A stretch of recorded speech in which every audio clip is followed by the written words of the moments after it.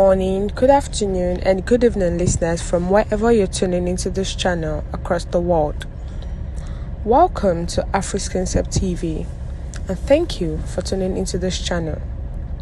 The news headline: Emefiele refused to go down alone.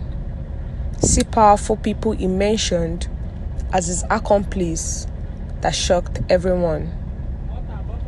Once again, you're welcome to today's news, and thank you for tuning into this channel. Kindly listen to the end. The news details.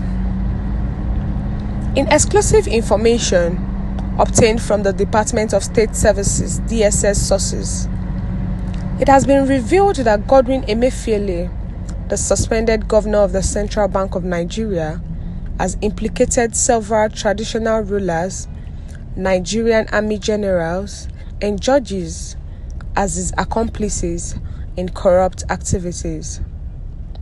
Emefiele, currently in DSS custody, is reportedly cooperating with investigators and has admitted to providing monetary bribes to these individuals during his tenure.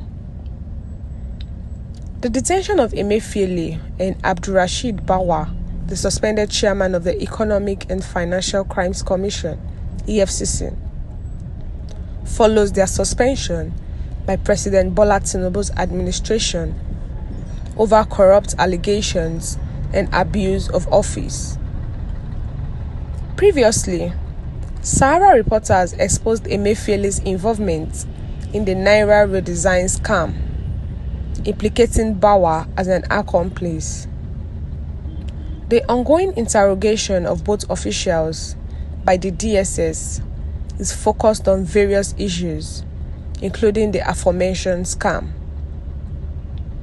According to DSS sources, Emefiele is divulging significant information and has identified numerous high-ranking individuals involved in the mismanagement of Nigeria's Apex Bank. The sources reveal that Emefiele has allegedly corrupted and bribed major traditional rulers, army generals, judges, and clerics. Additionally, the DSS is questioning several CBN directors who are said to be cooperating with the investigation. Emefiele's suspension was officially announced as part of an ongoing investigation in his office and the planned financial sector reforms. The unveiling of the new Naira notes by President Muhammadu Buhari and Emefiele on November 23, 2022, had sparked controversy and speculations that the move aimed to hinder Bola Tinubu's presidential campaign.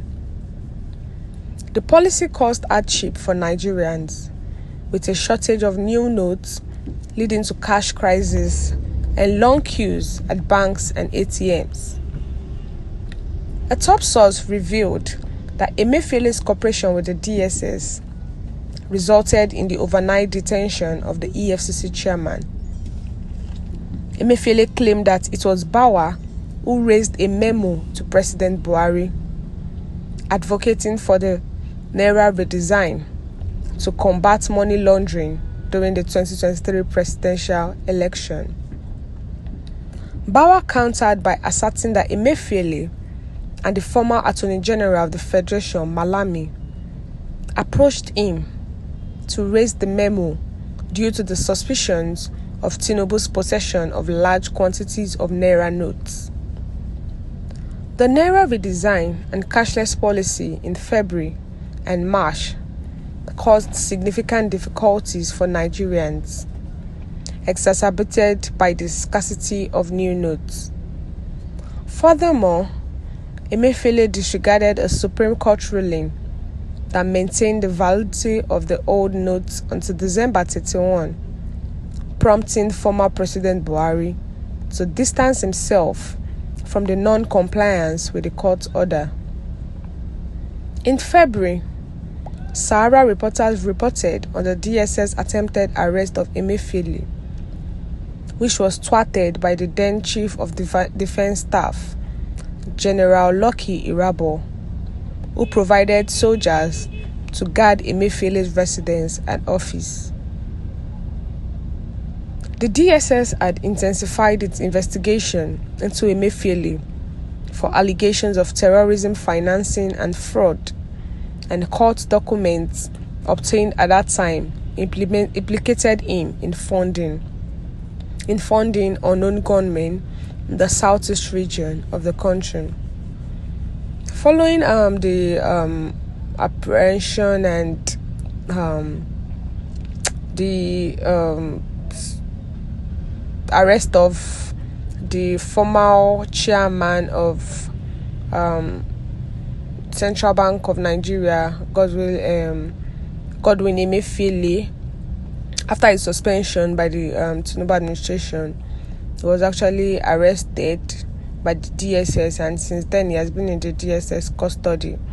So during investigation and interrogation, Emefiele has actually mentioned and implicated a lot of traditional rulers that their names were not mentioned, Nigerian army generals and judges, and he has told the DSS that these people are his accomplices in corrupt activities.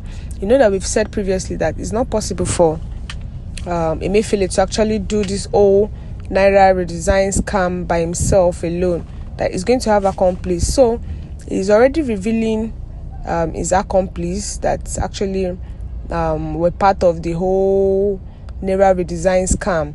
And it's not surprising that the EFCC chairman was also suspended like few days after Emefiele too was suspended.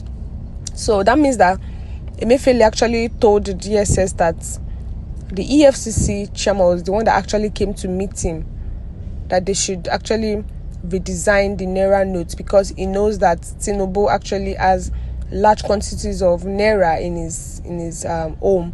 So if they redesign the Naira notes, it's actually not going to make Tinubu to be able to buy people and use it for his campaign during the 2023 election. So the DSS has been questioning several CBN directors who are said to be cooperating with the investigation, and the EFCC chairman also is under questioning and is under the custody of the DSS also. So Emefiele actually said that the new Naira notes, actually it was during the President Muhammadu Buhari regime, and it took place on November 23rd, 2022. So the aim was actually to hinder Bola Tinubu's presidential campaign, but it turned out to be a big scam, because it led to cash crisis and long queues at banks and ATMs. So it's very obvious that it's not only Emefiele that actually did this whole Naira design scam, and a lot of people are also involved. So I feel that their name should be mentioned and they should not be covered up, and let Nigerians know those that were in charge of the Naira crisis during that period. So what's your view concerning this news? Kindly share your view in the comment section, and don't forget to like and share, and also click on the subscribe button to subscribe.